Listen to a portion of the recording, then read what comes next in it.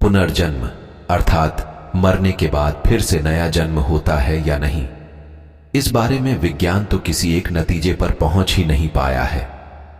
धर्म दर्शन भी एक मत नहीं है। भारतीय मूल के सभी धर्म दर्शन पुनर्जन्म को मानते हैं। यहां तक कि आत्मा के अजर अमर अस्तित्व को लेकर मौन रहने वाले बौद्ध और जैन दर्शन भी पुनर्जन्म की संभावना को निश्चित मानते हैं। फिर से जन्म लेने की तकनीक पर भले ही मतभेद हों, पर दोबारा जन्म की बात को किसी न किसी रूप में सभी मान रहे हैं। विज्ञान दूसरी तरह से मानता है कि शरीर या जीवन का अंत नहीं होता, उसका रूप बदलता रहता है, क्योंकि पदार्थ और शक्ति का कभी नाश नहीं होता।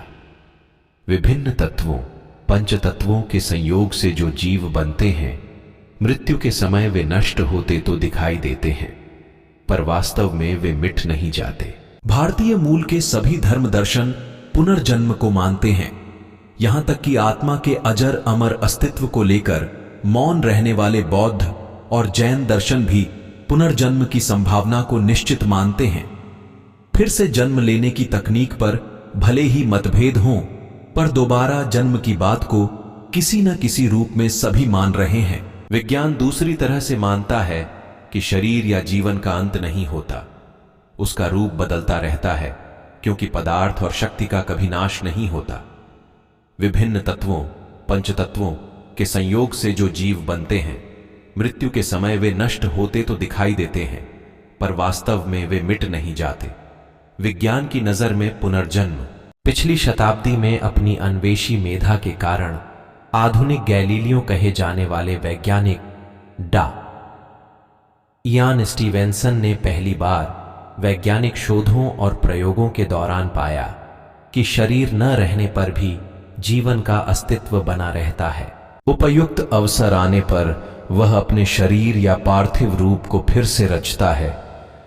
उन्हीं की टीम द्वारा किए प्रयोग और अनुसंधानों को स्पिरिट साइंस एंड मेटाफिजिक्स में संजोते हुए लिखा है कि पुनर्जन्म काल्पनिक नहीं है, उसकी संभावना निश्चित सी है।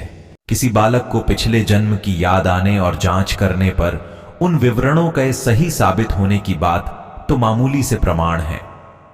इन विवरणों में कई गप्प और तुकबंदी जैसे भी साबित हो सकते हैं, पर जिन समाजों और संप्रदायों में पुनर्जन्म पर विश्वास नहीं किया जाता, उनमें भी उस तरह की घटनाएं हुई हैं और परखने के बाद सही साबित हुई है।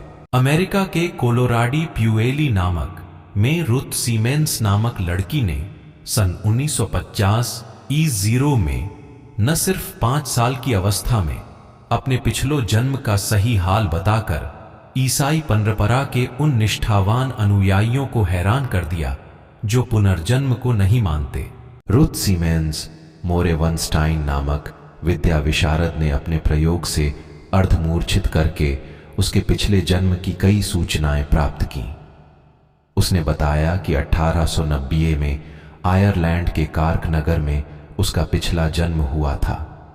तब उसका नाम ब्राइडी मर्फी और पति का नाम मेकार्थी था। इस्तांबुल तुर्की की विज्ञान अनुसंधान परिषद ने पुनर्जन्म की एक ऐसी घटना की पड़ी चिताल की जो निस्संदेह पुनर्जन्म से संबंधित थी। इस मामले का प्रमुख पात्र 4 वर्ष का बालक इस्माइल अतलिंट्रलिक पिछले जन्म में दक्षिण पूर्व के अदना गांव का वाशिंदा आविद सुजुलयुस था। इसकी हत्या की गई थी। उसके 3 बच्चे थे, गुलशरां, लकी और हिकमत। 4 साल का इस्माइल सोते सोते बच्चों के नाम पुकारने लगता और रोने लगता। एक दिन इस्माइल ने एक फेरी वाले को आइसक्रीम बेचते देखा। उसने अजनबी का नाम लेकर पुकारा। महमूद तो साग सब्जी बेचते थे, अब आइसक्रीम बेचने लगे। फेरी वाला दंग रह गया। यह बच्चा कैसे उसका नाम जानता है और कैसे उस पिछले व्यापार की चर्चा करता, जबकि उसका जन्म भी नहीं हुआ था। बच्चे ने कहा, तुम भूल गए, मैं तुम्हारा चिर परिचित आविद हूं। कई साल पहले उसका कत्ल हो गया था। बच्चे को अदना नगर ले गए। वहां पहुंचा तो पिछले जन्म की बेटी गुलशरां को देखते ही पहचान गया। उसने हत्या के स्थान अस्तबल को भी दिखाया और बताया कि रमजान ने कुल्हाड़ी से हमला कर मुझे मार डाला। और विवरण भी सही पाए गए। उनके आधार पर पुलिस ने इस कत्ल की ठीक वैसी ही जांच की जैसी कि बच्चे ने बताई।